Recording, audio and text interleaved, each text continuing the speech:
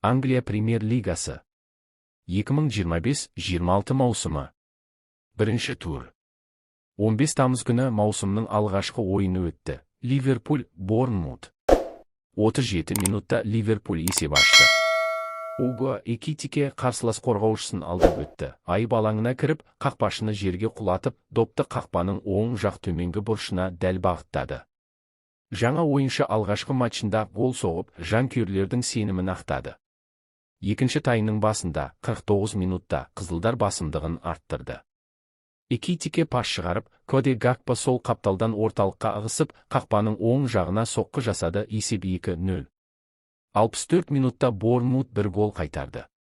Жылдам шабуыл кезінде сол қапталдан жасалған пасқа Антуан Семенья бірінші жетіп, жақын қашықтықтан қақпашыны мүлтіксіз қапыда қалдырды. 76 минутта қонақтар есепті теңестірді. 4-3 қарсы шабуыл кезінде Антуан Семенья допты айып алаңы сызығына дейін алып барып, төменнен дәл соққы жасап, дубль авторы атанды. 2-2. 88 минутта Ливерпуль қайталға шықты.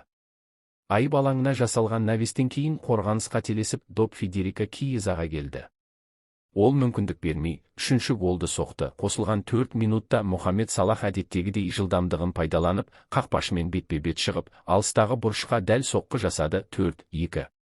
Матч статистикасы. Ливерпуль допқа толық үстемдік етті. 19 соққының 10-ын қақпаға дәл бағыттады.